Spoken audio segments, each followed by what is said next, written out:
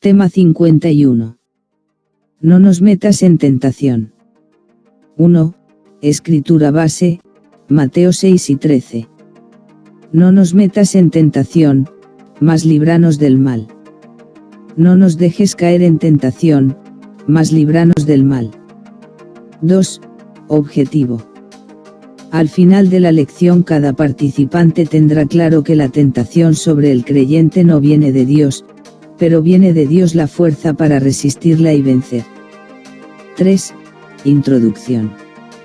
La tentación es común a todos los creyentes y es constante. La tentación en sí es una prueba que tiene por finalidad debilitar nuestra fe en Dios, apartar nuestro corazón de la obediencia a los mandatos divinos, y llevarnos de regreso a la condición en que vivíamos antes de ser salvados por Jesucristo. Al enseñar a sus discípulos a orar pidiendo al Padre, líbranos del malo, Jesús tomó en cuenta que la tentación vendría inevitablemente a ellos. El mismo Jesús fue tentado en diferentes momentos y circunstancias por el malo, pero siempre se levantó en victoria. Hebreos 4 y 15. ¿Por qué no tenemos un sumo sacerdote incapaz de compadecerse de nuestras debilidades, sino uno que ha sido tentado en todo de la misma manera que nosotros, aunque sin pecado? Lo más difícil de la tentación es que tiende a contar con nuestra complicidad, y es allí donde radica su extraña fuerza porque pareciera que la tentación trae integrada una convincente colección de excusas aparentemente irrefutables. 4. Desarrollo. 1. La primera cosa que es importante tener en cuenta cuando batallamos con la tentación, es su origen. El apóstol Santiago deja claro que la tentación no viene de Dios. Santiago 1 y 13.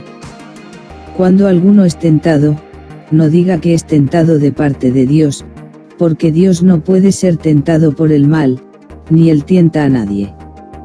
Aquel ser santo, que demanda santidad de su pueblo, es incapaz de llevar al creyente a deseos inmorales, a conductas ilícitas y a expresiones maldicientes que ofenden a los hombres. La propensión natural de la humanidad es culpar a Dios por sus propias torpezas, de todas sus manías, de todos sus defectos, fracasos e impureza. Desde el mismo principio, desde el momento de la caída del hombre, esta tendencia se ha mantenido. Génesis 3 y 12. Y el hombre respondió: la mujer que me diste por compañera me dio del árbol, y yo comí. 2. La tesis de Santiago es que la tentación viene de adentro, de nosotros mismos. Santiago 1 y 14. Sino que cada uno es tentado, cuando de su propia concupiscencia es atraído y seducido. En la mayoría de los casos, la tentación no procede de fuera nuestro, aunque afuera está aquello a lo que nos empuja la tentación, es de dentro de nosotros mismos que procede la fuerza que nos impulsa a hacer cosas que no convienen, o a dejar de hacer aquello que conviene que hagamos. Proverbios 22, 3. Dice: el prudente ve el peligro y lo evita, el inexperto sigue adelante y sufre las consecuencias. Aquellos que, después de haber hecho una barbaridad, pretenden excusarse diciendo que un espíritu les empujó a ello, solo pretenden engañar a los demás como se han engañado a sí mismos. 3. Líbranos.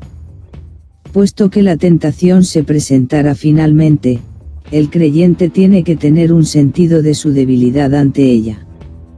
Es una insensatez pretender racionalizar, justificar o pretestar una tentación. Lo aconsejable es huir, cuando sabemos que no tenemos la fuerza moral y espiritual para resistirla. Cuando estamos sometidos a alguna presión externa o interna, con razonamientos que son influenciados por nuestra necesidad o interés en aquello a lo que nos impulsa la tentación, buscaremos y aparentemente encontraremos la excusa perfecta para satisfacer nuestra necesidad u obsesión. El consejo de Pablo para esta situación es: por lo demás, hermanos míos, fortaleceos en el Señor, y en el poder de su fuerza. vestíos de toda la armadura de Dios, para que podáis estar firmes contra las asechanzas del diablo.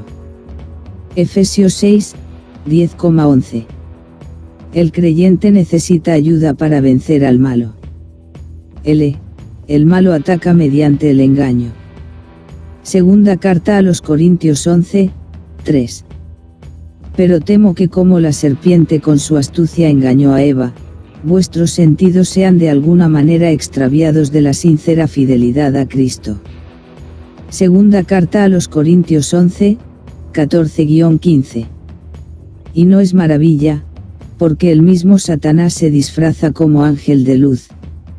Así que, no es extraño si también sus ministros se disfrazan como ministros de justicia, cuyo fin será conforme a sus obras. 2. El malo ataca por asalto directo tratando de devorar. Primera carta de Pedro 5, 8. Sed sobrios, y velad, porque vuestro adversario el diablo, como león rugiente, anda alrededor buscando a quien devorar. 4. No todos somos débiles en la misma cosa, pero todos somos débiles. Para que podamos considerar algo como una tentación, debe atraernos fuertemente y que nuestro cuerpo parezca desearlo irresistiblemente. De esto podemos concluir que, lo que es una tentación para mí, no lo es, necesariamente, para otro cristiano. Por ejemplo, una botella de licor podría constituirse en el objetivo de una tentación de un cristiano que antes de conocer a Jesucristo haya tenido problemas con el consumo excesivo de licores, tanto que podría hacerle sudar de deseo y provocarle temblor, y por su mente fluirían atropelladamente las más variadas excusas para impulsarle a ingerir ese líquido. No me voy a emborrachar, porque según la Biblia, los borrachos son los que no entrarán en el reino de los cielos. Pero esa misma botella de alcohol que tortura a un ex bebedor, no le provoca la más mínima emoción ni atracción a alguien que no tuvo ese problema con el alcohol. Sin embargo, a este último puede que las tentaciones le lleguen de una forma más violenta que al bebedor y en cuestiones que, aparentemente sean más comprensibles que la simple atracción a una bebida. Cada uno considerará más peligrosas sus propias tentaciones porque apelan a sus debilidades. 5. El gran daño que las tentaciones de Satanás pueden hacer al creyente. La meta principal de la tentación es la de conducir a la persona a pecar. Pudiera ser, el pecado de hacer lo que Dios prohíbe. Pudiera ser, el pecado de no hacer lo que Dios manda. Pudiera ser, algún pecado en la carne que puede ser visto por otros, o pudiera ser un pecado en la mente que solo Dios puede ver. Cualquiera que sea el pecado, nunca debemos olvidar que el propósito de la tentación es de dañar la salud espiritual del creyente. Pero la tentación también puede ser una oportunidad para vencer y hacernos más fuertes. Ceder a la tentación no es ni la única, ni la mejor opción. De hecho, cuando Dios permite la tentación en nuestra vida, lo hace con el propósito de incentivar nuestro desarrollo, de ahí que no permite que la prueba rebase nuestra capacidad. 5. Conclusión. El creyente debe orar así. 1. Padre, no nos metas en tentación. La tentación viene frecuentemente, su atracción es tan fuerte. Nos ponemos en su camino.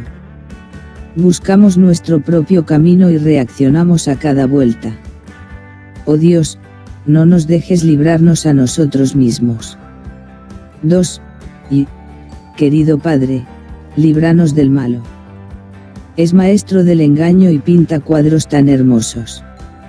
Si nos dejas librarnos a nosotros mismos, caeremos. Y, oh Dios, es capaz de ser un león rugiente, tratando de devorarnos. Líbranos, rescatanos, preservanos y protégenos.